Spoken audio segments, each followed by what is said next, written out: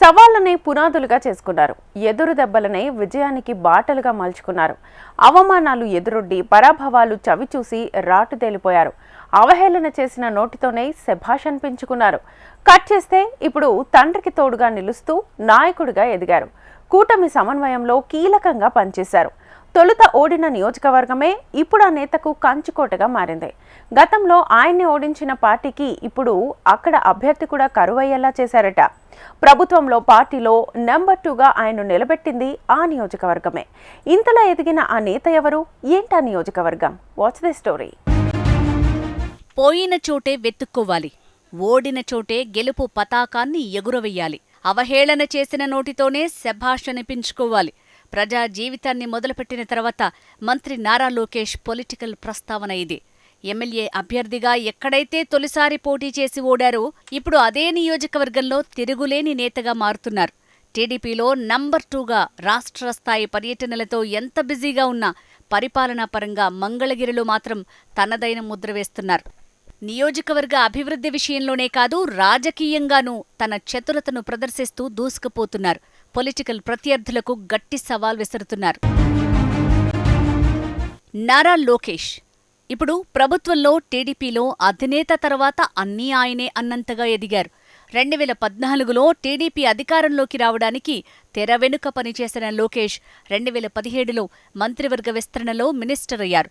అయితే ఎమ్మెల్సీ అయ్యి మంత్రి కావడంపై దొడ్డిదారిలో పదవిలోకి వచ్చారు అంటూ అప్పట్లో రాజకీయంగా ప్రత్యర్థుల నుంచి తెగ ఆరోపణలొచ్చాయి.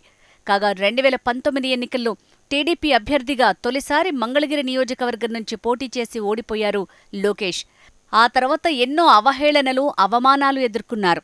అయినా అపజయానికి కుంగిపోలేదు. ఓడిన చోటే గెలుపును వెతుక్కున్నారు. ఈసారి సక్సెస్ అయ్యారు. 2024 ఎన్నికల్లో ఇదే మంగళగిరి నుంచి రాష్ట్రంలో రెండో అతిపెద్ద మెజారిటీతో గెలిచి ఎమ్మెల్యేగా అసెంబ్లీలో అడుగుపెట్టారు లోకేష్. మంత్రిగా కీలక శాఖలను నిర్వర్తిస్తున్నారు. 2019 ఎన్నికల అనుభవం దృష్ట్యా ఈసారి మంగళగిరిలో గెలవటానికి ప్రణాళికాబద్ధంగా వ్యవహరించి విజయాన్ని అందుకున్నారు.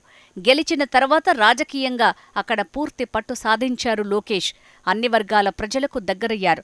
ప్రతి సామాజిక వర్గానికి కావలసిన విధంగా ప్రణాళికలు అమలు చేస్తున్నారు.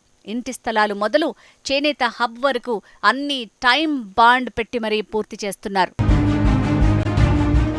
మంగళగిరి నియోజకవర్గంలోని వైసీపీ నేతలను సైతం తన వైపుకు తిప్పుకుంటూ 2029కి బలం పెంచుకుంటున్నారు లోకేష్.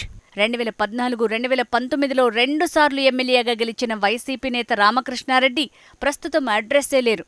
అలాగే 2024 ఎన్నికల్లో లోకేష్ చేతిలో పరాభవం చూసిన లావణ్య కూడా ఇప్పుడు ఎక్కడున్నారో తెలీదు.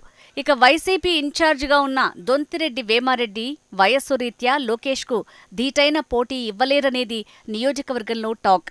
నియోజకవర్గ కూటమి నేతల్లో ఎక్కడా విభేదాలకు తావు లేకుండా సమర్థవంతంగా ముందుకు నడుపుతున్నారు. ఓవైపు టీడీపీ శ్రేణుల మంచి చెడ్డలను చూస్తూనే మరోవైపు జనసేన, బీజేపీ క్యాడర్ని సైతం సమన్వయం చేసుకుంటూ ఎక్కడా పట్టు జారకుండా వ్యవహరిస్తున్నారు లోకేష్. మంగళగిరికి లోకేష్ 2024 ఎన్నికల సమయంలో ఇచ్చిన హామీల అమలుకు ప్రత్యేకంగా శ్రద్ధ పెట్టారు. తరచూ ప్రజా దర్బార్ నిర్వహిస్తూ సమస్యల పరిష్కారానికి చొరవ తీసుకుంటున్నారు.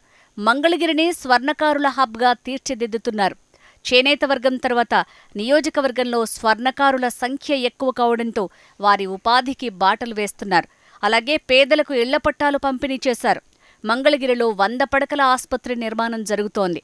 ప్రజాదర్బార్లో ప్రజల సమస్యలను అప్పటికప్పుడు పరిష్కరించడం, తిరుమల దర్శనాలకు సిఫార్సు లేఖలను మంగళగిరి ఓటర్లకు ప్రత్యేకంగా ఇస్తున్నారట. మంగళగిరి నియోజకవర్గం అంటే లోకేష్, లోకేష్ అంటే మంగళగిరి నియోజకవర్గం అంటూ చిరస్మరణీయంగా ఉండేలా ప్లాట్ఫామ్ సిద్ధం చేసుకుంటున్నారట. వైసీపీ నేతలు అమ్మో అక్కడ మనం పోటీలో నిలబడటం కష్టమే అనుకునేలా ప్రత్యర్థులకు సవాల్ విసురుతున్నారట. గతంలో వైసీపీలో కీలకంగా వ్యవహరించిన మాజీ ఎమ్మెల్యే ఆళ్ల దాదాపు రాజకీయాల నుంచి తప్పుకున్నారు. దీంతో ఈ నియోజకవర్గం ఇప్పుడు లోకేష్కు కంచుకోటగా మారింది. ఇక్కడి నుంచే భవిష్యత్తు రాజకీయాలు కొనసాగించేలా లోకేష్ డిసైడ్ అయ్యారట. చంద్రబాబుకు కుప్పంలా తనకు మంగళగిరిని అడ్డాగా మార్చుకోవాలనే లక్ష్యంతో గ్రౌండ్ వర్క్ ప్రిపేర్ చేసుకుంటున్నారు. దీంతో ఇప్పుడు రాష్ట్ర స్థాయిలో మంగళగిరి నియోజకవర్గం ప్రత్యేకంగా నిలుస్తోంది.